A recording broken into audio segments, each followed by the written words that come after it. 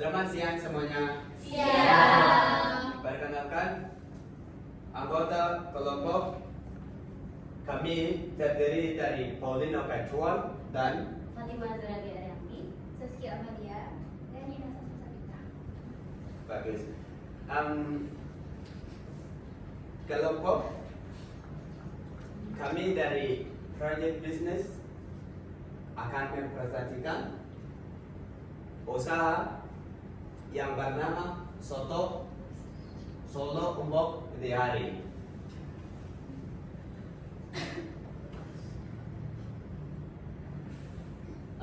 Pada slide ini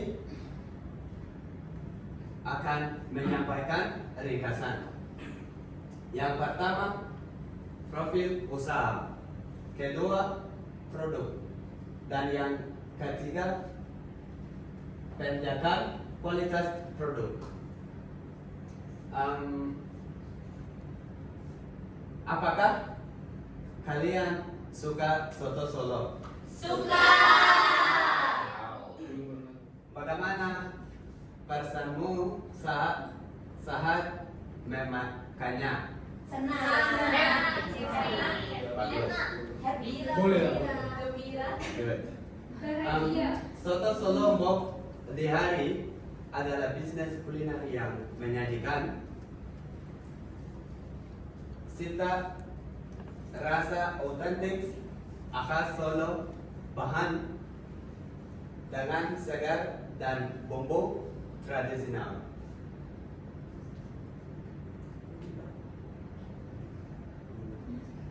Yang selanjutnya saya akan mempresentasikan atau menjelaskan profil usaha. Diri pemilik usaha Soto Solo Bodehari ini berasal dari Solo dan beliau sangat menggemari kuliner khas Solo, terutama soto bening.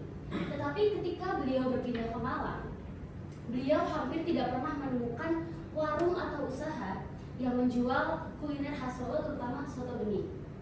Maka dari itu beliau memiliki ide untuk membuka warung dengan tujuan untuk menyebarluaskan kuliner khas Solo, terutama di daerah Malang. Selanjutnya adalah filosofi usaha.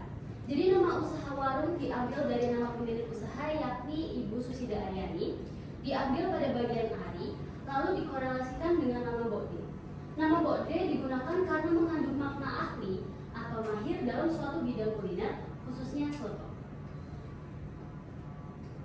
Selanjutnya adalah produk. Soto Solo Bodehari menyediakan 4 varian soto. Yang pertama adalah soto ayam cilik, kedua soto ayam gede, ketiga soto daging cilik, dan keempat soto daging gede.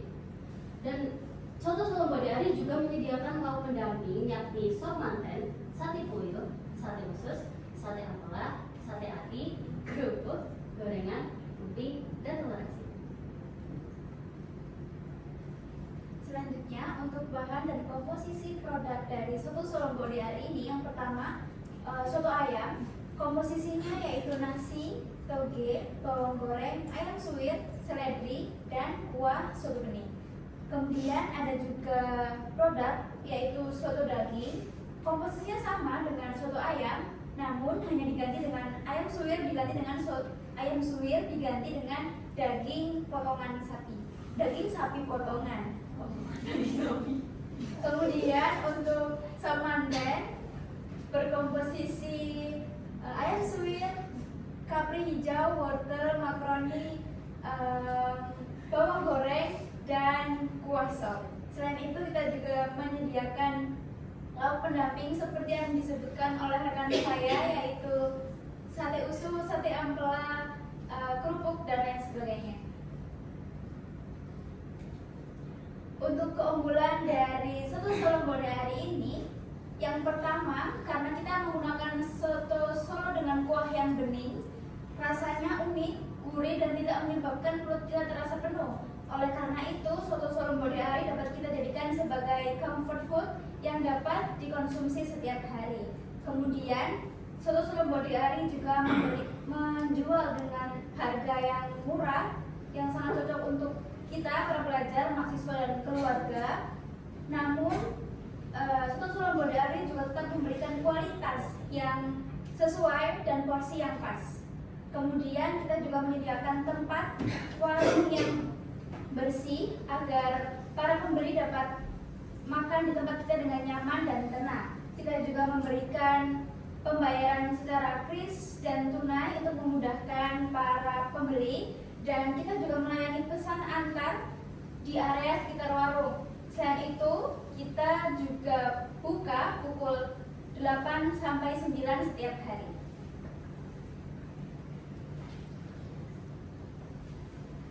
Selanjutnya kita masuk ke bagian yang paling ditunggu-tunggu.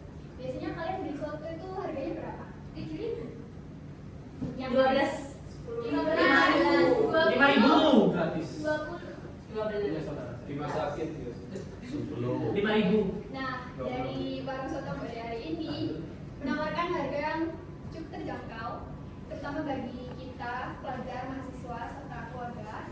Yang pertama ada soto ayam cilik yang dibanderol dengan harga 5.000, soto ayam gede dengan harga 7.000, soto daging cilik dengan harga 8.000, serta soto daging gede dengan harga 10.000 per porsi.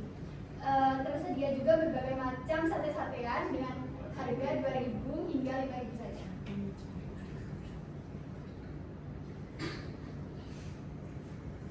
Kemudian kita masuk ke tantangan serta harapan rencana pengembangan. Setiap produk atau usaha tentu saja memiliki tantangan di setiap prosesnya. Namun warung soto Mbak hari ini memiliki tantangan yang utama. Yang pertama yaitu penjualan yang tidak konsisten setiap harinya. Lalu yang kedua memiliki tenaga kerja yang terbatas sehingga mengakibatkan beberapa proses masih dilakukan secara manual. Tapi justru dari situ warung soto Bodari itu menjadikan hal tersebut sebagai rencana pengembangan untuk kedepannya. Yang pertama yaitu untuk membuka cabang usaha di tempat-tempat yang memiliki potensi market kuliner yang kuat. Lalu yang kedua menjaga kualitas resep dengan konsisten agar konsumen dapat terus-terusan membeli di warung soto Bodari. Yang terakhir yaitu membuka lapangan pekerjaan untuk orang-orang di cabang yang akan didirikan ke depannya. Dan itu dia dari kami mengenai warung soto Bodari. Apakah ada yang tertarik untuk mencobanya? Nah, kalian bisa datang ke warung soto Solo Bodari yang beralamatkan di Perumahan Bumi Banjar-Arum Asri Blok A nomor 11 RT 9 RW 11. Atau kalian bisa juga buka di Instagramnya yaitu Soto Solo Bodari, atau bisa juga tuh langsung di add WhatsApp-nya dengan nomor yang tertera. Oke, apakah ada yang mau ditanyakan? Jika ada pertanyaan atau masukan, waktu dan tempat kami persilakan.